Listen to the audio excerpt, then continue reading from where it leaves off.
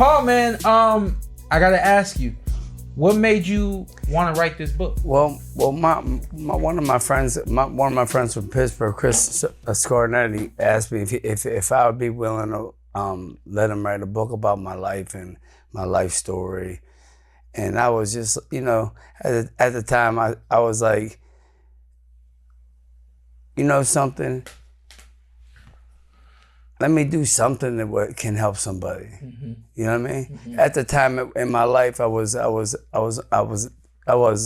living the right way. You know what I mean? So I figure, you know, let me try to put something out in the world that can help somebody, help a young fighter or help a young kid. I mean, let me tell you this story real quick. So my cousin called me, right? He called me like 4 months ago. It's like, he called me out of nowhere. I said, what's up, Jess?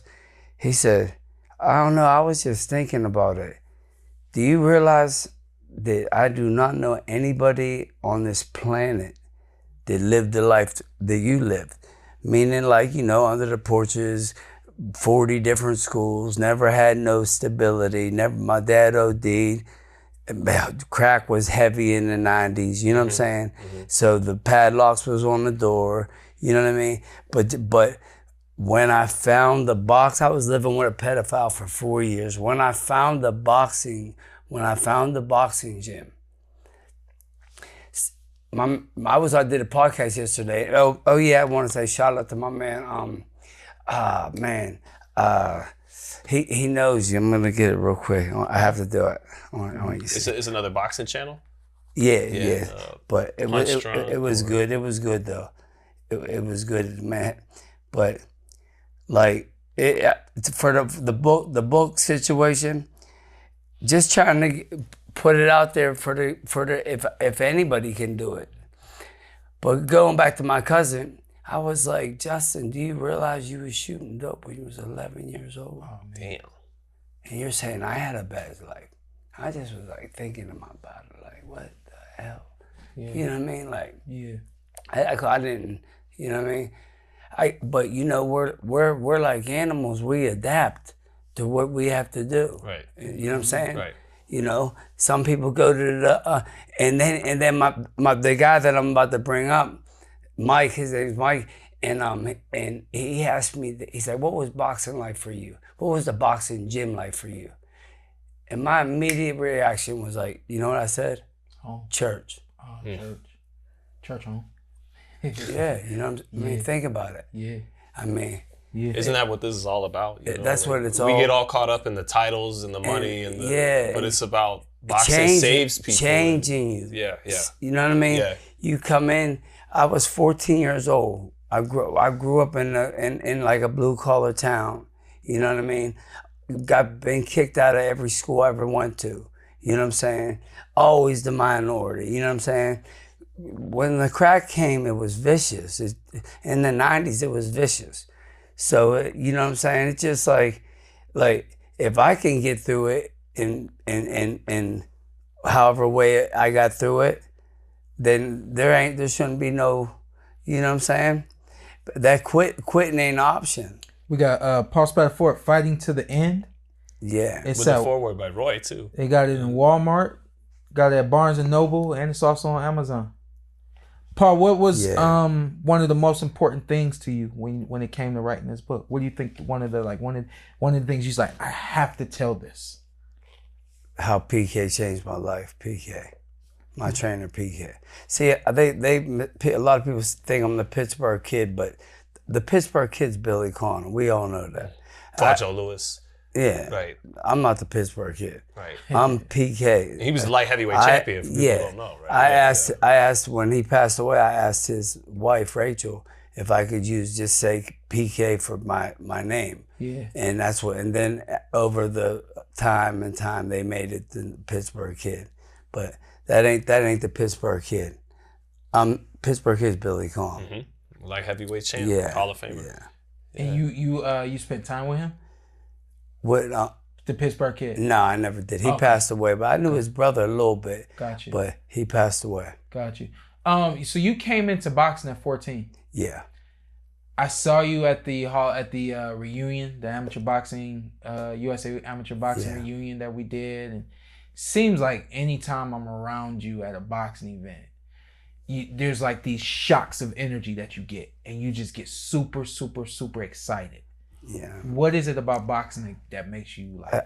I'm gonna be honest with you. I love it. Yeah. Passion. Just love it. Yeah. You know, I sold my little house at home, put a gym in my garage, and I just love it. I love boxing. Yeah. Do you love it because of what it did for you, or do you love the essence of what do you love? I love it for what I love the art of it. I love the mental. I love the discipline.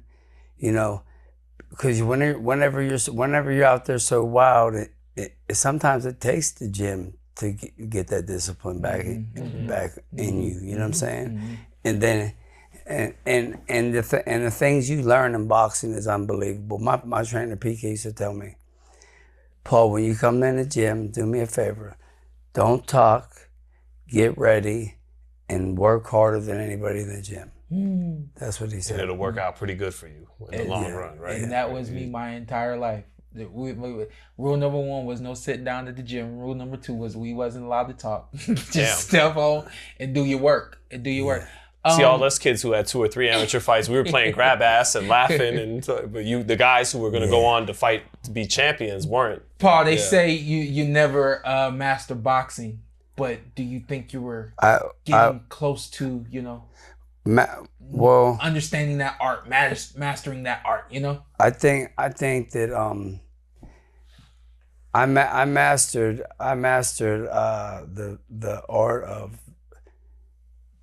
not getting hit, putting myself in different positions, but I didn't come back. I wasn't a guy that could come back real quick. You know what I'm saying, Sean?